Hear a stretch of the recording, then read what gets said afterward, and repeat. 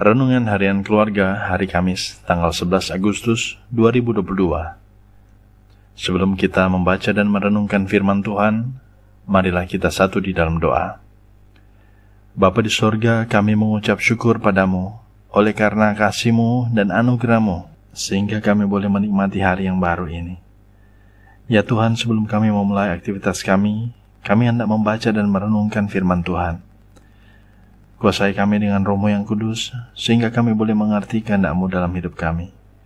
Terpuji nama-Mu Tuhan. Di dalam nama Tuhan Yesus kami berdoa. Amin. Saudara-saudara yang dikasihi Tuhan, RHK pada hari ini mengangkat sebuah tema, menaati titah Tuhan. Pembacaan Alkitab terdapat di dalam Bilangan 9 ayat 20-22. Ada kalanya awan itu hanya tinggal beberapa hari di atas kemah suci. Maka atas titah Tuhan, mereka berkemah, dan atas titah Tuhan juga mereka berangkat. Ada kalanya awan itu tinggal dari petang sampai pagi. Ketika awan itu naik pada waktu pagi, mereka pun berangkatlah. Baik pada waktu siang, baik pada waktu malam, apabila awan itu naik, mereka pun berangkatlah. Berapa lama pun juga awan itu diam di atas kemah suci, baik 2 hari, baik sebulan, atau lebih lama, maka orang Israel tetap berkemah dan tidak berangkat. Tetapi apabila awan itu naik, barulah mereka berangkat. Sedemikian jauh pembacaan Alkitab. Terpujilah Kristus. Saudara-saudara yang dikasihi Tuhan, kehadiran awan bukanlah hal yang baru bagi umat Israel.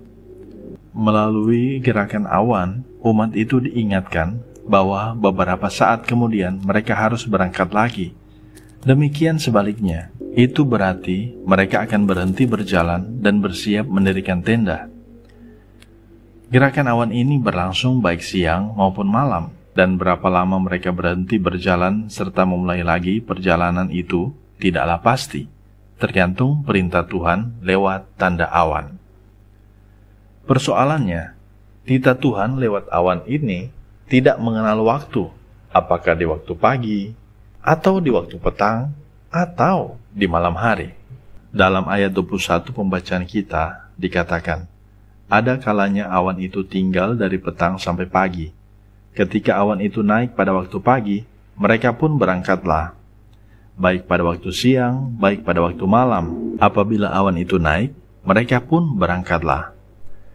Ayat ini menggambarkan bahwa umat Israel kadang beristirahat hanya 1 hari, petang sampai pagi, lalu membongkar kemah dan melanjutkan perjalanan lagi. Tidak mengapa bagi mereka. Istirahat semalam sudah baik untuk memulihkan tubuh yang letih. Keluarga Kristen yang dikasihi dan diberkati Tuhan Yesus, Tuhan benar-benar membentuk umatnya selama di padang gurun. Israel adalah bangsa pilihan Allah, dan cara hidupnya harus sesuai dengan identitas mereka sebagai bangsa pilihan Allah.